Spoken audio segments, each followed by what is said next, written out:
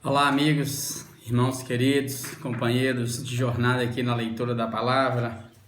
Hoje eu quero convidar você para nós, com temor e tremor, em oração, com toda a nossa casa, lermos juntos aí o capítulo 5 da primeira carta de Paulo a Timóteo. Vamos lá? Então se achegue e vamos buscar a Deus de todo o nosso ser. Paulo começa o capítulo 5 dizendo: Timóteo, não repreendas ao homem idoso.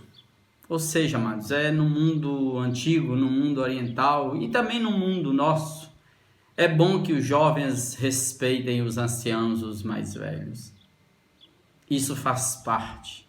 Então, Timóteo, como um jovem pastor, deveria ter essa difícil missão, além de ser um pastor jovem, diante de um ancião já maduro, experiente, ele tinha que exortar, repreender esse irmão quando necessário, mas fazer isso com afabilidade, com graça, para que não fira o coração do outro. Então não era uma tarefa simples que Paulo pede para Timóteo, não. Antes, Paulo fala, exorta-o como a pai.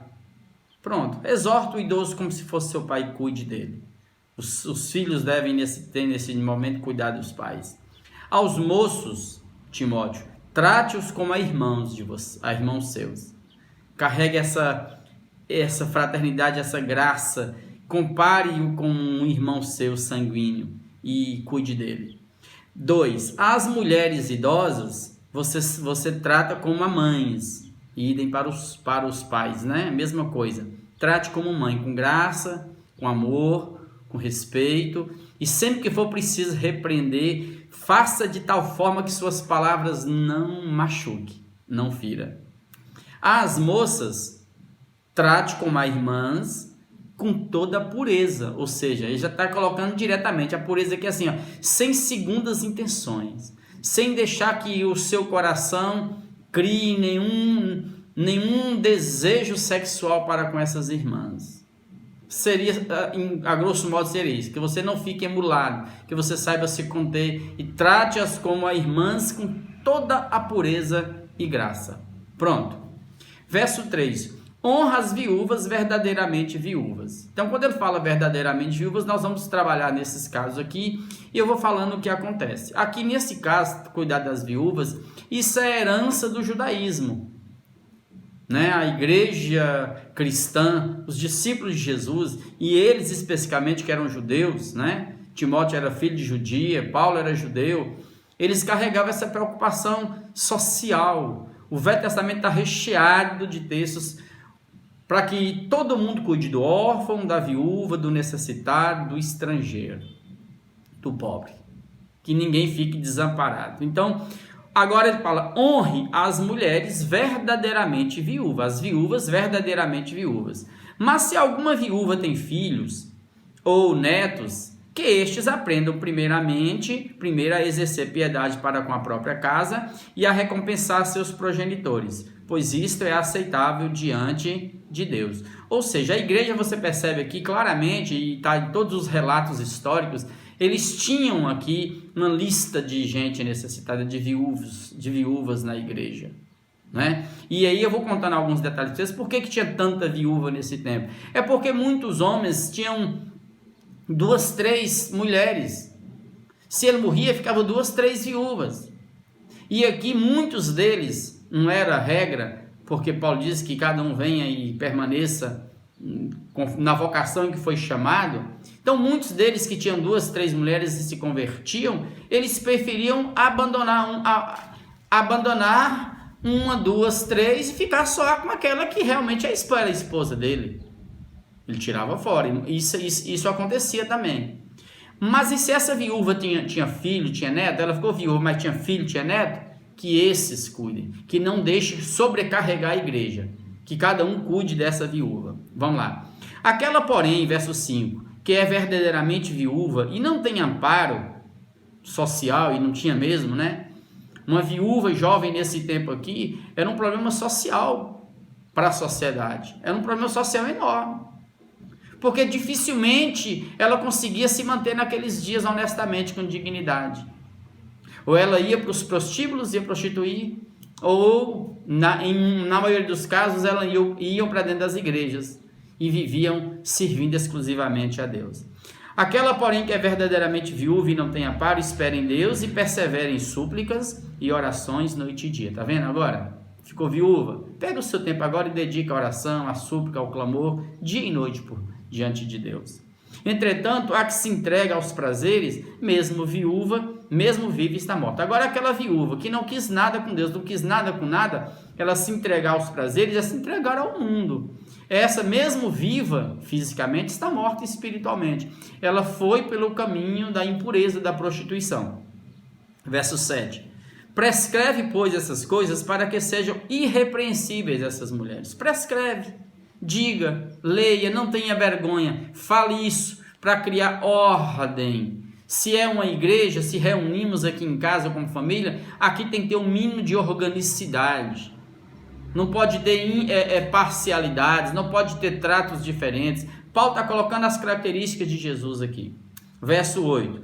Ora, se alguém não tem cuidado dos seus, dos de sua casa, e especialmente os da sua própria casa, ele tem negado a fé e é pior do que o descrente. Então, seu primeiro compromisso é com os seus. Cuide de seus pais, cuide dos seus irmãos, cuide das necessidades dele. Depois você cuida dos de fora.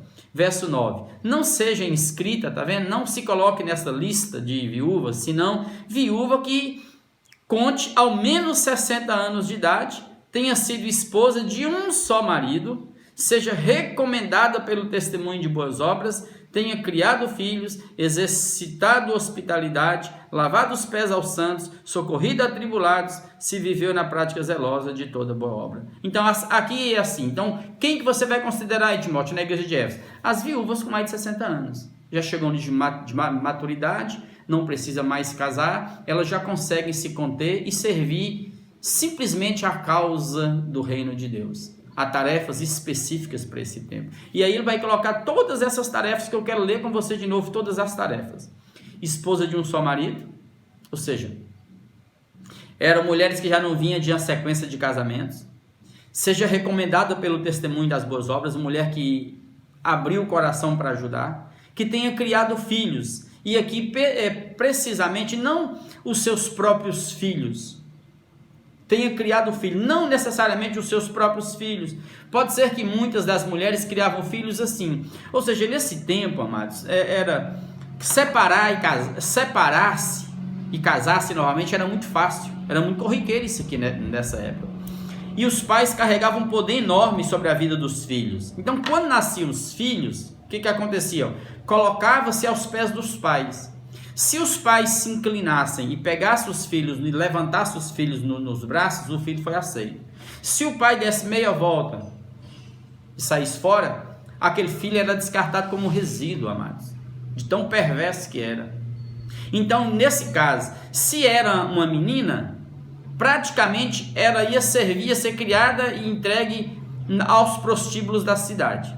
Se fosse um homem, criava-se como escravo, para treinar como escravo e como gladiador nas lutas, nas arenas. Era assim que era. Então criado filhos, eram viúvas que criou pessoas, filhos que também não eram seus, mas ela adotou. Tenha sido esposa de seu marido, já falei. Seja recomendado pelo testemunho de boas obras, já falei. Criado filhos. Exercitado a hospitalidade, casa aberta para abrigar gente, já falei para vocês antes também. Lavado os pés aos santos. Aqui não é, talvez, aqui não tem tanto na literalidade. Paulo não precisava de ninguém para lavar pés dele, não. Mas é porque lavar os pés nesse tempo era uma das tarefas mais baixas, mais humilhantes que tinha. Ou seja, então, que essa mulher viúva tinha que ser uma mulher humilde, a ponto de servir dentro da igreja, de visitar doentes, de cuidar daquilo. Tinha que ser pessoa disposta a fazer os trabalhos mais humilhantes. Era isso que tinha, né? Socorrida a atribulados, tá vendo? Gente com dificuldades na alma, se viveu na prática zelosa de toda boa obra. Agora ele vem, mas rejeita viúvas mais novas. Viúvas que ficaram viúvas muito novas, né? Aí diz o texto, ó. Rejeita viúvas mais novas, porque quando se tornam levianas contra Cristo, perdem o fervor espiritual, elas querem casar-se, tornando-se condenáveis por anular o seu primeiro compromisso. Qual o primeiro compromisso? se ela estava viúva. A questão é o seguinte, Paulo está proibindo essas mulheres casar de novo? Não, você vai ver no verso 14, ó.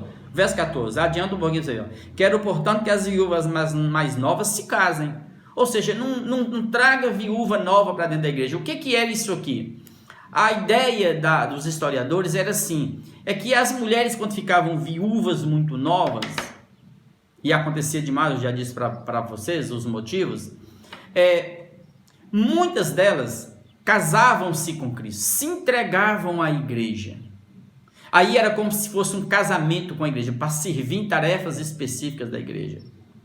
Em cuidar umas das outras, visitar doentes, nas suas necessidades. Pronto, essas mulheres faziam esse serviço, eram viúvas novas. Mas elas não aguentavam o tranco. Há um certo tempo, o corpo pedia um homem, emulava. Elas iam e se desviavam. Traía a Cristo, o seu primeiro compromisso. É isso que o autor Paulo está dizendo assim. Então, essas viúvas novas, não peguem, não coloquem elas na inscrição da igreja para serem cuidadas, não. Nesse sentido, não. Não pegue essas mulheres para fazer essas obras assim. Deixa essas viúvas novas para ver se elas querem casar mesmo. Deixa elas passarem pela prova primeiro. Vamos lá. Verso 12. Tornando-se, já falei isso, né? Verso 13. Além do mais, essas viúvas mais novas aprendem também a viver ociosas.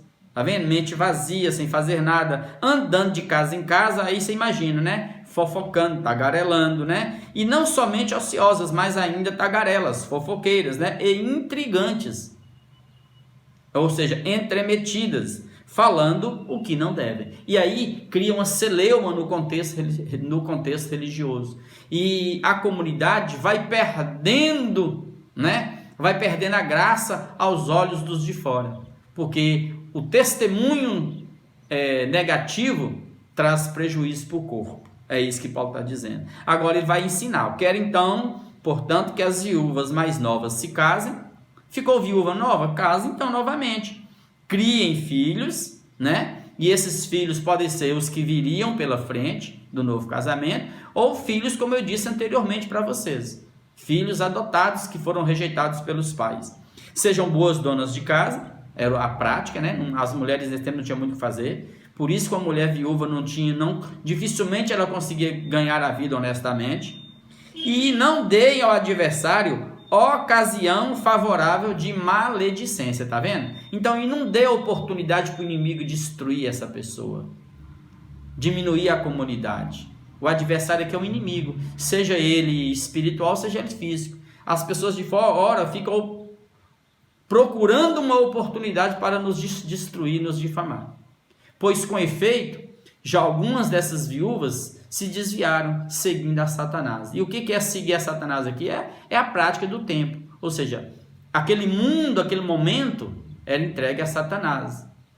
As dores, os sofrimentos, eles atribuem isso a Satanás. Então, deixa ela colher os frutos daquilo que ela quer viver. Verso 16. Se alguma crente, se algum irmão, alguma irmã aí, tem viúvas em sua família, socorras. Então, se eu tenho uma viúva, eu mesmo vou socorrer. Eu não vou sobrecarregar a igreja. E não fique sobrecarregada a igreja, para que esta possa socorrer as que são verdadeiramente viúvas, que não têm amparo nenhum. Aí a igreja tem que socorrer. Isso é a prática social tremenda, humana, que a igreja tem que fazer o tempo todo. E eu agradeço a Deus pelas pessoas que se dispõem a cuidar dos necessitados. Verso 17. Devem ser considerados merecedores de dobrados honorários os presbíteros, tá vendo? Os anciãos, os líderes, né? Que presidem bem, com especialidade os que se afadigam na palavra e no ensino. Pois a Escritura declara, não amordaces o boi quando pisa o trigo. E ainda, o trabalhador é digno do seu salário. Ou seja, aquela prática. Você tem um líder bom, um presbítero, um pastor bom, cuide dele. Não deixe faltar nada para ele. Se ele é assalariado, ele é digno de dobrar dos honorários. Esse que se afadiga no ensino. Não é esse que fica exortando aqui e ali, não. É gente que parava e se dedicava para estudar a palavra e ensinar as pessoas, os novos convertidos, a criar uma igreja encorpada no Evangelho, firme no Evangelho. Verso 19. Não aceite denúncia contra presbíteros, senão exclusivamente sobre o depoimento de 2 ou 3 testemunhas.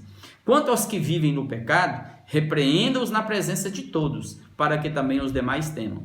Conjuro-te perante Deus e Cristo Jesus e os anjos eleitos, que guardes esses conselhos sem prevenção, nada fazendo com parcialidade. Aqui você percebe então que os líderes podem ser censurados.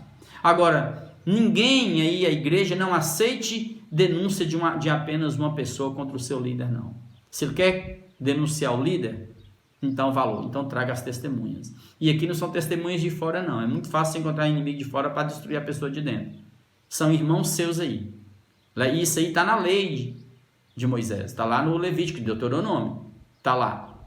Então vai lá e olha, você não pode aceitar denúncia contra alguém pela boca de um só. Tinha que ser 2 ou 3 testemunhas. E se algum líder está vivendo em pecado, Timóteo, vai lá, repreenda-o publicamente. Tem momentos que tem que ser assim. Para que publicamente? Para ferir a alma dele? Não. Para que haja temor no grupo. Para que os outros não façam igual. Então a gente precisa entender o momento. Essa publicidade aqui não é para humilhar o outro, não. Então o líder tinha que ter muita sabedoria para discernir o momento em que era necessário repreender uma pessoa publicamente, para que essa pessoa não ficasse abatida e saísse do meio. Então aqui, e não é também afastar-se da pessoa, não. Era apenas repreender. Não está mandando afastar, isolar a pessoa, não. Então diz mais ainda, Timóteo, não faça. Nós estamos diante de Deus, diante de Cristo, diante dos anjos, sejam anjos de Deus, sejam demônios. Então, por favor, Timóteo, faça tudo na luz. E não seja parcial. Trate todo mundo da mesma forma. Somos iguais diante de Deus. Verso 22. A ninguém, Timóteo, imponhas precipitadamente as mãos. Não te tornes cúmplices de pecados de outro. Conserva-te a ti mesmo puro. O impor as mãos aqui era prática dessa igreja primitiva. Se alguém se levantava como presbítero, como um missionário, como um pastor, a igreja impunha as mãos sobre ele e orava. Enquanto um grupo impunha as mãos à liderança, a igreja em oração. Isso é imposição de mãos. Imposição de mãos é um ato de cumplicidade. Eu estou te enviando como evangelista, mas nós vamos te sustentar no caminho, não vai te faltar nada. Então, Paulo está dizendo para Timóteo, não imponhas as mãos precipitadamente. Calma, deixe essa pessoa ser provada primeiro, depois você impõe as mãos. E também pode ser que o impor as mãos aqui seja sobre alguém que estava vivendo em pecado, em um momento de muita dificuldade, ele se arrepende e vem, e a igreja impõe as mãos e ora. Então, não impunha precipitadamente, para você não se tornar cúmplice nas obras malignas dessa pessoa que tem o mal no coração, que carrega o mal no coração. Aí diz assim, conserva-te a ti mesmo puro, tá vendo? Mantenha a pureza em tudo, vale para mim e vale para todo mundo isso. Verso 23, não continues a beber somente água, Timóteo. Usa um pouco de vinho por causa do teu estômago e das tuas frequentes enfermidades. Ele tinha possivelmente uma úlcera, uma doença estomacal. Talvez ele, por ser judeu, cresceu no ambiente judeu, a mãe falando, ele fosse um nazireu, né? Ou um recabita, alguém dessa natureza, ele não tomava vinho. Mas Paulo fala assim, por favor, não bebe só água daqui para frente não, toma o vinho, porque o vinho também vai te fazer bem e vai curar suas feridas do estômago. Então aprenda a fazer isso. Os pecados de alguns homens, para encerrar, os pecados de alguns homens são notórios, ou seja, todo mundo vê imediatamente, se torna público rapidamente e levam a juízo, condena a pessoa. Ao passo que os pecados de outros só mais tarde se manifestam, estão no nível do foro íntimo, da intimidade. Ninguém está vendo, só Deus que está vendo. Esses ficam lá pecando no oculto, Deus vendo e a igreja não. Da mesma sorte também as boas obras. As boas obras também são assim. Antecipadamente elas já se evidenciam como boas obras. E quando assim não seja, não podem ocultar-se essas boas obras. Então, o que eu quero mostrar aqui para mim e para você nesse texto é assim que tanto o pecado quanto o amor assim se manifesta rapidamente, amados. As boas obras de uma igreja se manifestam. Então, faça boas obras que elas se tornam públicas. E não tem como negar isso. Para que o mundo veja as vossas boas obras e glorifique ao Pai que está nos céus. Assim como o pecado. Tem pecados que se tornam públicos imediatamente. São pecados de ordem, assim, que acontece por lá de fora, todo mundo fica sabendo, não só o corpo aqui, a congregação, mas a cidade inteira. Pronto, já levou ao juízo. Mas tem pessoas que ficam pecando no ambiente congregacional, no silêncio aqui dentro, ó, fazendo pecados que só Deus está vendo. Esses pecados, escuta o que está dizendo aí, ó, um dia vem à luz. Não há nada encoberto que não venha a ser revelado. Então, o melhor que a gente faz é viver na luz, é andar na luz e é jogar na luz, encher o coração do que é bom. Vamos orar uns com os outros nesse instante? Aquiete seu coração e vamos fazer, como sempre, o nosso momento de oração, de clamor aos céus, esperando do Pai a boa mão dele sobre nós. Então, não se desespere, persevere em Cristo Jesus. Não deixe de praticar o bem, não desista do Evangelho de Deus. Deus te ama e Deus cuida de você. Assim como ele foi com Jesus. Ele honrou o Filho e deu ao Filho um nome que está acima de todo nome. Deixa Deus honrar a sua vida e glorificar o nome dele na sua vida. Vamos orar juntos. Pai, obrigado por mais um capítulo lido. Obrigado pela graça de estarmos juntos, ouvindo e lendo essas palavras de vida. Obrigado, ó Pai, porque o Senhor é Deus que nos ama. Obrigado porque os teus olhos permeiam toda a terra. Os seus olhos contemplam as profundezas do nosso ser. Sim, Pai, não tem nada que oculto, Pai, que não esteja manifesto diante de Ti. Ó Deus, então ajuda-nos não a vivermos em pecado, mas vivermos na prática do amor ao próximo através das obras que glorificam o Senhor. Ajuda-nos, porque isso também se evidencia. Então, Pai, abençoe-nos, ajuda-nos a sermos misericordiosos e amorosos e cuidarmos das nossas famílias, dos nossos pais, amá-los no Senhor, nossos irmãos. Ajuda-nos a cuidarmos dos necessitados, Pai, em nome de Jesus. Obrigado por todos que têm se levantado nesses dias, Pai, doando-se a si mesmos para essa obra. Ó Deus, que a Tua nuvem de glória seja sobre nós. Ajuda-nos a sermos respeitosos, dignos e fiéis. Ministra sobre nós. E em nome de Jesus, ó Pai eterno, estenda a Tua mão de poder sobre mim e sobre os Teus filhos nesse instante, ungindo-nos com Teu azeite da cabeça aos pés, curando, Pai, enfermidades em nós, assim como Timóteo tinha uma enfermidade no estômago. Ó Deus, talvez em nós tenha enfermidades que nós não sabemos. Então, por amor ao Senhor mesmo, estenda a Tua mão, unja-nos, cure-nos, restaure-nos. Nossas casas, guarde com a Tua glória. Enche nossas casas de amor. Guarde os nossos. Aqueles que estão doentes, Pai. Aqueles que nos pedem oração nesse dia. Aqueles que estão internados. Aqueles que estão em tratamento de câncer. Aqueles que estão feridos na alma. Aqueles que estão com medo. Cubra-os. Tu sabes o nome de cada um deles, Pai. E eu quero apresentar um por um diante de Ti. Envia o Teu anjo. Toque-os. E cure-os. E repreenda nesse instante, Pai, toda angústia de morte na alma dos Teus filhos. Aquele que está, Pai, desesperado em casa, com medo, em pânico. Oh Deus, pacifica o ser, levanta a alma. Sim, Pai, no nome de Jesus, eu repreendo, Pai, toda seta do maligno contra as nossas vidas, contra a vida dos Teus filhos. Sim, Pai, e que a cura do Senhor seja estabelecida, que a libertação do Senhor brote dentro de cada um. Sim, Pai, que o Senhor marche adiante de cada um de nós, endireitando os nossos caminhos, libertando, Pai, ó Deus, os Teus filhos de cadeias malignas e perversas, fazendo-nos homens e mulheres cheios do Evangelho. É assim que nós oramos gratos por tudo, Deus, por tudo, em nome de Jesus. Amém, amém e amém.